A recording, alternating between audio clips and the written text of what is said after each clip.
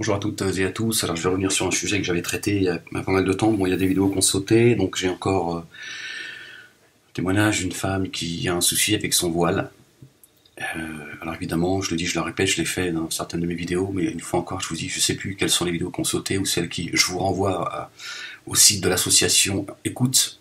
Donc vous tapez www.écoute.org et il y a beaucoup de vidéos qui sont plus sur YouTube. Mais bon, il y a des centaines de vidéos qu'on n'a pas pu mettre, ça prend beaucoup trop de temps.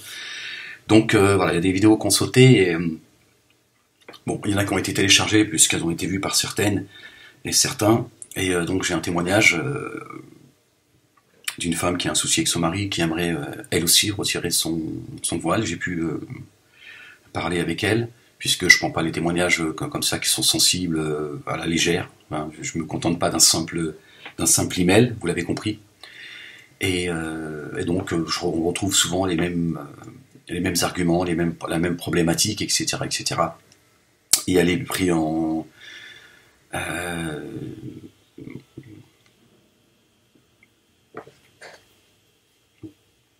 En fait, elle est torturée entre son mari qu'elle aime. Elle aime profondément son mari. Elle m'a dit j'aime beaucoup mon mari, il prend soin de moi, il est bon avec moi, mais j'en peux plus de ce voile.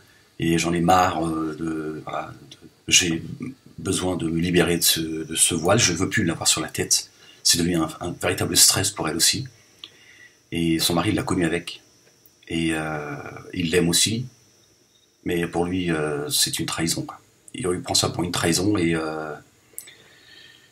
bon voilà, il y a le poids de sa famille, etc., etc. Donc on trouve toujours les mêmes problématiques, hein. Je veux dire, il y a une infantilisation de la part de beaucoup de maris, qui seraient, eux, dans l'absolu prêts à ce que leur femme enlève le voile, enfin pas tous évidemment, mais certains en tout cas seraient prêts, mais il y a le poids de la famille, etc., etc. Qu'est-ce qu'ils vont dire, j'ai laissé faire, et puis voilà, après il y a tout ce qu'on peut dire derrière, elle veut enlever son voile, elle veut rattraper le temps perdu et tout, enfin un tas de choses, etc., etc. Elle n'en peut plus, elle en a marre de l'enlever en allant au boulot, de le remettre, etc., etc. Donc elle est confrontée elle aussi à ce problème-là, elle n'est pas la seule. Alors moi, la question que je lui ai posée, et voilà, j'ai franchi un cap avec elle, et je lui ai dit, écoute, voilà, moi je n'ai plus envie de faire comme j'ai pu le faire avec certaines. C'est de dire, écoute, sauve ton couple, c'est peut-être plus important.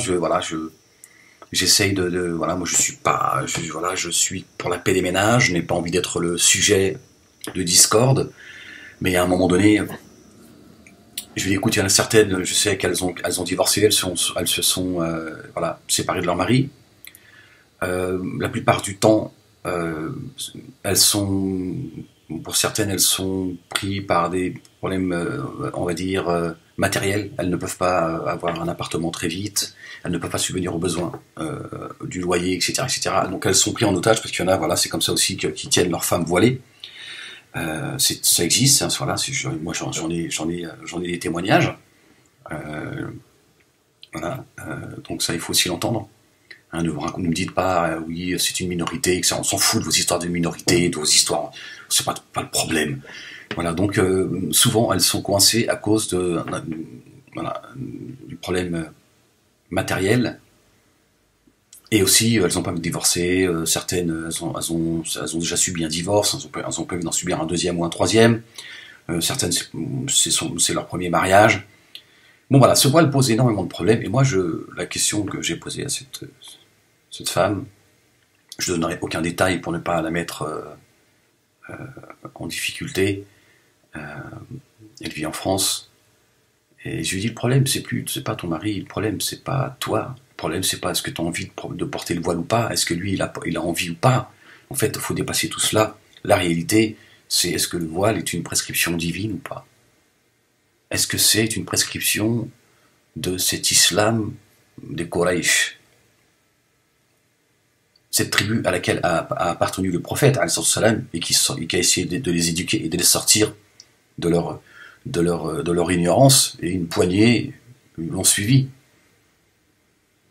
La réalité c'est ça, c'est, est-ce que tu veux encore être dans cet islam? Est-ce que tu es une musulmane descendante, tu appartiens à... Est-ce que tu es une musulmane du monothéisme pur, de celui de notre père Abraham, qui s'est qualifié auprès d'Allah en tant que soumis, en tant que musulman, ou est-ce que tu fais partie de l'autre catégorie des musulmans?